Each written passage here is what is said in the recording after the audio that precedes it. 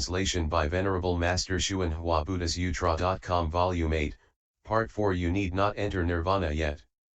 Although you are completing your attainment to the level beyond study, hold nonetheless to your vows to enter the Dharma-ending age.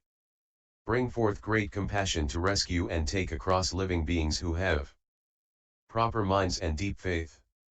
Do not let them become possessed by demons. Help them instead to attain proper knowledge and views. I have already rescued you from birth and death. By venerating the Buddha's words, you will be repaying the Buddha's kindness, compassion, and save living beings whose minds are proper in the Dharma-ending age. Ananda, all 10 of these states may occur in Dhyana as one's mental effort interacts with the thinking Skandha. Dull and confused living beings do not evaluate themselves. Encountering such situations, in their confusion they fail to recognize them and say that they have become sages, thereby uttering a great lie. They will fall into the relentless hells. In the Dharma-ending age, after my Nirvana, all of you should pass on the Tathagata's teachings, so that all living beings can awaken to their meaning. Do not let the demons of the heavens have their way. Offer protection so that all can realize the unsurpassed way. Ananda, when the good person who is cultivating samadhi has put an end to the thinking Skandha, he is ordinarily free of dreaming and idle thinking, so he stays the same whether in wakefulness or in sleep. His mind is aware, clear, empty, and still, like a cloudless sky, devoid of any coarse sense impressions. He contemplates everything in the world, all the mountains, the rivers, and the vast land as reflections in a bright mirror, appearing without attachment and vanishing without any trace. They are simply received and reflected. He does away with all his old habits, and only the essential truth remains. From this point on, as the origin of production and destruction is exposed, he will completely see all the 12 categories of living beings in the 10 directions. Although he has not fathomed the source of their individual lives, he will see that they share a common basis of life, which appears as a mirage shimmering and fluctuating and is the ultimate, pivotal point of the illusory sense faculties and sense objects. This is the region of the formation Skandha. Once the basic nature of this shimmering fluctuation returns to its original clarity, his habits will cease, like waves subsiding to become clear, calm water. This is the end of the formation Skandha. This person will then be able to transcend the turbidity of living beings. Contemplating the cause of the formation Skandha, one sees that subtle and hidden false thoughts are its source. Ananda, you should know that when such a good person has obtained proper knowledge in his practice of shamatha, his mind is unmoving, clear, and proper, and it cannot be disturbed by the 10 kinds of demons from the heavens. He is now able to intently and thoroughly investigate the origin of all categories of beings. As the origin of each category becomes apparent, he can contemplate the source of the subtle, fleeting, and pervasive fluctuation.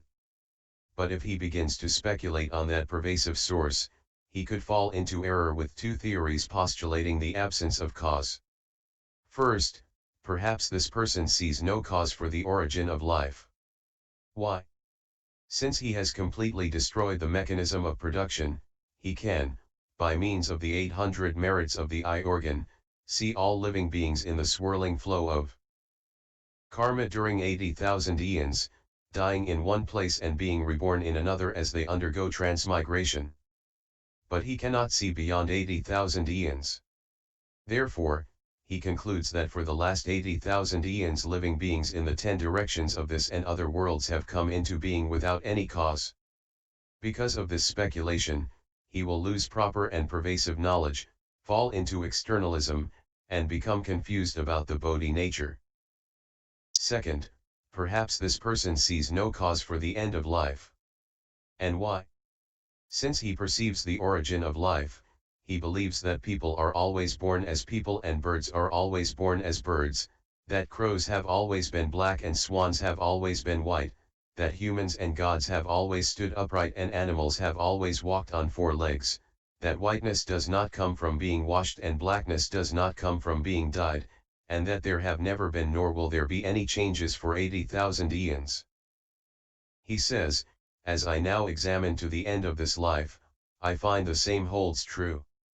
In fact, I have never seen Bodhi, so how can there be such a thing as the attainment of Bodhi?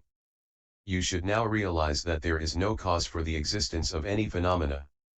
Because of this speculation, he will lose proper and pervasive knowledge, fall into externalism, and become confused about the Bodhi nature. This is the first externalist teaching, in which one postulates the absence of cause. Ananda, in his practice of samadhi, such a good person's mind is unmoving, clear, and proper and can no longer be disturbed by demons. He can thoroughly investigate the origin of all categories of beings and contemplate the source of the subtle, fleeting, and constant fluctuation. But if he begins to speculate on its pervasive constancy, he could fall into error with four theories of pervasive permanence. First, as this person thoroughly investigates the mind and its states, he may conclude that both are causeless. Through his cultivation, he knows that in 20,000 eons, as living beings in the 10 directions undergo endless rounds of production and destruction, they are never annihilated. Therefore, he speculates that the mind and its states are permanent. Second, as this person thoroughly investigates the source of the four elements, he may conclude that they are permanent in nature. Through his cultivation, he knows that in 40,000 eons, as living beings in the 10 directions undergo production and destruction, their substances exist permanently and are never annihilated. Therefore, he speculates that this situation is permanent. Third, as this person thoroughly investigates the sixth sense faculty, the manas, and the consciousness that grasps and receives, he concludes that the origin of mind, intellect, and consciousness is permanent. Through his cultivation, he knows that in 80,000 eons, as all living beings in the 10 directions revolve in transmigration, this origin is never destroyed and exists permanently. Investigating this undestroyed origin, he speculates that it is permanent. Fourth, since this person has ended the source of thoughts, there is no more reason for them to arise. In the state of flowing, halting, and turning, the thinking mind which was the cause of production and destruction has now ceased forever, and so he naturally thinks that this is a state of non-production and non-destruction. As a result of such reasoning, he speculates that this state is permanent. Because of these speculations of permanence, he will lose proper and pervasive knowledge, fall into externalism, and become confused about the Bodhi nature. This is the second externalist teaching, in which one postulates the pervasiveness of permanence. Further, in his practice of samadhi, such a good person's mind is firm, unmoving, and proper and can no longer be disturbed by demons. He can thoroughly investigate the origin of all categories of beings and contemplate the source of the subtle, fleeting, and constant fluctuation. But if he begins to speculate about self and others, he could fall into error with theories of partial impermanence and partial permanence based on four distorted views. First, as this person contemplates the wonderfully bright mind pervading the 10 directions, he concludes that this state of profound stillness is the ultimate spiritual self. Then he speculates, my spiritual self, who is settled, bright, and unmoving, pervades the 10 directions. All living beings are within my mind, and there they are born and die by themselves. Therefore, my mind is permanent, while those who undergo birth and death there are truly impermanent. Second, instead of contemplating his own mind, this person contemplates in the 10 directions worlds as many as the Ganges sands. He regards as ultimately impermanent those worlds that are in eons of decay, and as ultimately permanent those that are not in eons of decay.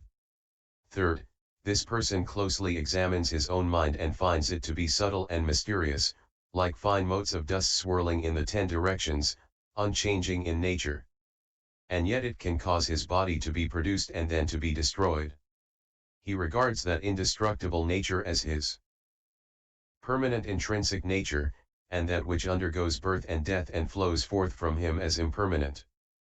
Fourth, knowing that the skandha of thinking has ended and seeing the flowing of the skandha of formations, This person speculates that the continuous flow of the skandha of formations is permanent, and that the skandhas of form, feeling, and thinking which have already ended are impermanent. Because of these speculations of impermanence and permanence, he will fall into externalism and become confused about the Bodhi nature. This is the third externalist teaching, in which one postulates partial permanence. Further, in his practice of samadhi, such a good person's mind is firm, unmoving, and proper and can no longer be disturbed by demons. He can thoroughly investigate the origin of all categories of beings and contemplate the source of the subtle, fleeting, and constant fluctuation. But if he begins to speculate about the making of certain distinctions, he could fall into error with four theories of finiteness. First, this person speculates that the origin of life flows and functions ceaselessly. He judges that the past and the future are finite and that the continuity of the mind is infinite. Second, as this person contemplates an interval of 80,000 eons, he can see living beings, but earlier than 80,000 eons is a time of stillness in which he cannot hear or see anything. He regards as infinite that time in which nothing is heard or seen, and as finite that interval in which living beings are seen to exist. Third, this person speculates that his own pervasive knowledge is infinite and that all other people appear within his awareness. And yet, since he himself has never perceived the nature of their awareness, he says they have not obtained an infinite mind, but have only a finite one.